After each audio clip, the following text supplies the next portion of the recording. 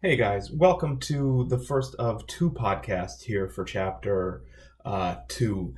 This one follows along with pages 12 through 14, and it's 2.1, and it's the 6 basic computer operations. Now, we give computers this wide latitude to impress us with all the astounding things it can do.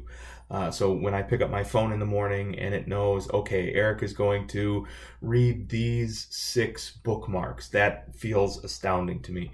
When a phone call actually makes it all the way through, that should be astounding to everybody. The fact that they can get all of our emails and web browse and all the things it is that they do, that should be astounding. But at its very core, all of that amazing, magical, whatever stuff that they do really breaks down into 6 bite-sized, easy to digest parts. First and foremost, a computer can receive information. So where does it receive information from? From a consumer's perspective, we are accustomed to a computer receiving information from us. So whether or not that's at a terminal, so that would be something like DOS would be, if it is mouse-based, if it is voice input-based, etc., that is an input. The other way we can look at input is from data-driven design. So the input that our programs can get would actually be in the form of either big or small chunks of data, something that was compiled from another source, and then essentially run into our particular algorithm wherever it is that they exist. So it can receive information. The way that we would display that in pseudocode is really with one of 2 keywords, and that would be get or read. For the most part, get makes a little bit more sense. Read really takes the connotation of the input of data from another source, right? Because it is it's not an action verb. Get is more what we would use when we are looking at some kind of action initiated by a user. The way these keywords work is all caps. So read would be all caps, or get would be all caps.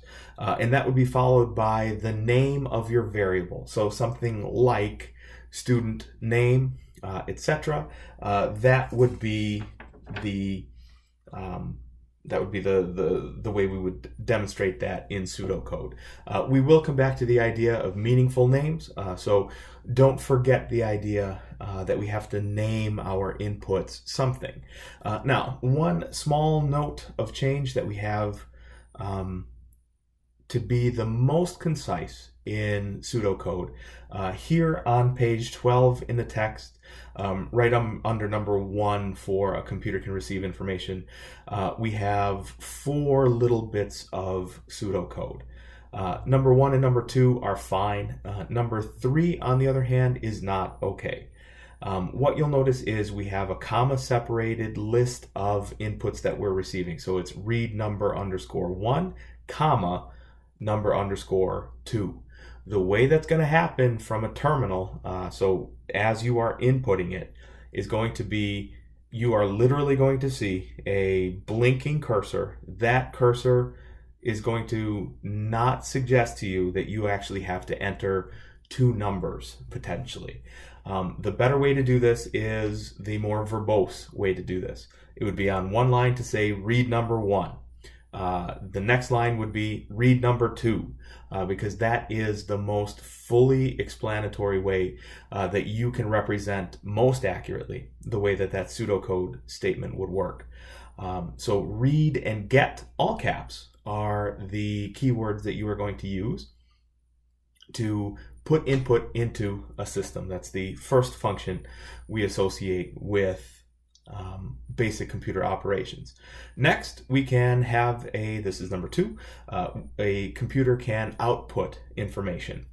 The way that we would represent this in pseudocode is either print or write, or display or output. Really, any of those will do. My argument is that in 2018, you will garner more giggles than you will anything else if you have your keyword be put out. My suggestion is use print when you legitimately mean print to traditional media, paper.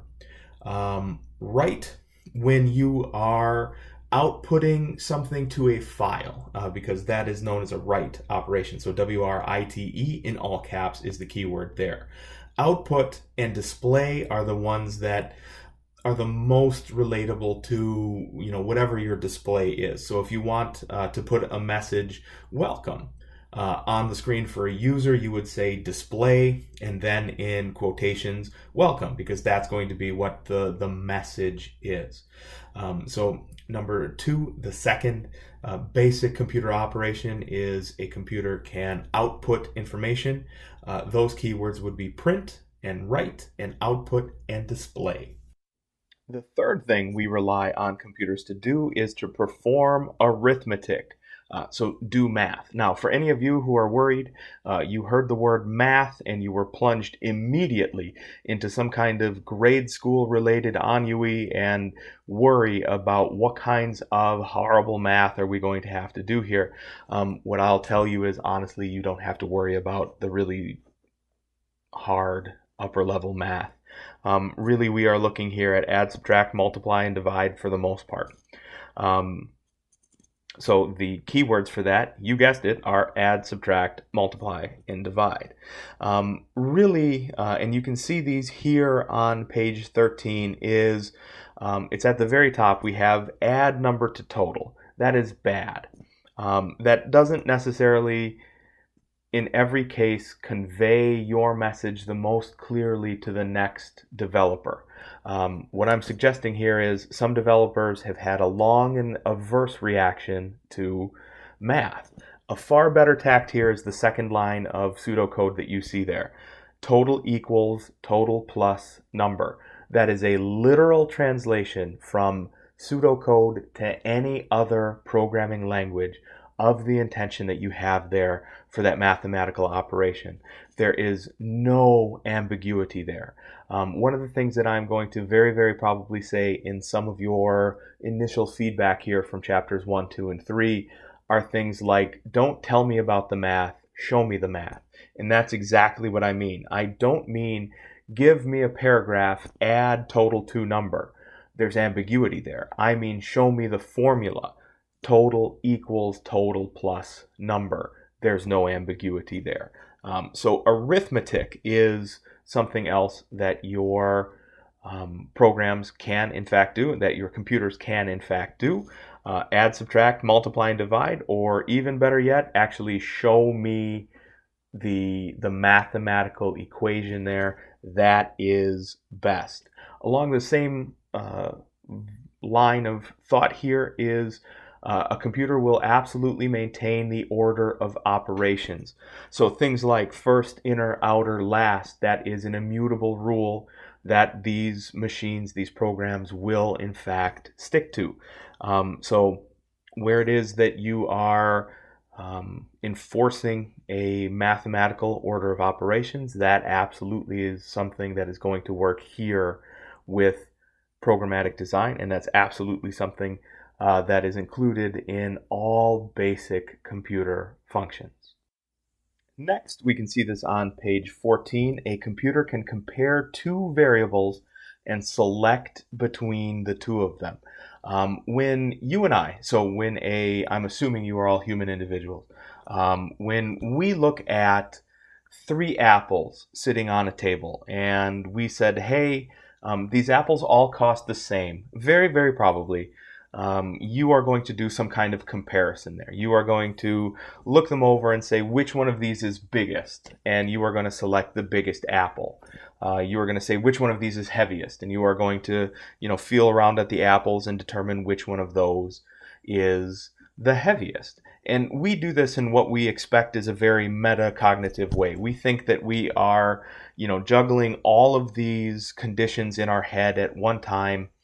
In fact, we are not. We are very, very quickly going between all of them and making simple one-to-one comparisons. Is the left apple heavier than the center apple? Yes. Is the right apple heavier than the left apple? Yes. Therefore, the right side apple must be the heaviest and the one that's worth my, investment in buying this apple. A computer works that way. If we have 3 or 4 or 50 alternatives to choose from, we're really only making one-to-one comparisons at a time. We are just doing it numerous different times. So in sequence from whatever, least to greatest, greatest to least, whatever the case may be, there are only 2 variables really involved in that decision-making process at any time. The keywords we are looking for here are if and else. For right now, that is a complete and a true statement. Very, very shortly, in chapter 5, that becomes an incomplete statement. But for right now, if, else. So if left-hand side apple is greater than center apple, select left apple. Else, if the center apple is heavier than the left-hand side apple, select center apple. That's how that would work, and don't worry, we are going to see examples of this coming very, very shortly in the first hands-on real-world pseudocode in-class activity. So we can compare 2 variables as part of the 6 basic computer operations. The very last one we can do is repeat a group of instructions. Like I have been mentioning, is your algorithms, your programmatic design. When you put those algorithms and programs into a computer, they do not absolve you from your logical errors. As a matter of fact, they take the speed at which you can make errors and intensify that tremendously. We have a number of numerous kinds of loops. So a repeat of a group of actions is referred to as looping. Right here on page 14, the example we give you is the kind of the most logical to use is do while. So you will notice that do while is our all caps keyword. There is an accompanying keyword that goes along with that, and that is end do, E-N-D-D-O, all caps. So that do while is going to check for a condition. So do while students less than 45. Do while temperature is greater than 0. Do while bank account balance is less than 1,500. Whatever the case may be, we are repeating as long as that condition evaluates as true. So do I still have students? Yes. Then you can continue. Do I still have money in my account? Yes. Then you can continue. Do I have enough money in my account? Perhaps. Let's see if we can continue. So those are the 6 basic computer functions. All 6 of these go together to make the magic of applications development seem as though there is more alchemy happening behind the scenes. But in truth, there are only these 6 operations in your most complicated server environments, in your most dedicated application on a cell phone. We're looking at 6 operations. A computer can receive information in the form of input. It can print information in the form of output. It can perform arithmetic. A computer can understand the order of operations. A computer can compare 2 and only as many as 2 variables and select from those an alternative action. And finally, a computer can repeat a group of actions. That is all a computer can do. It's the novel way in which we repeat those 6 actions.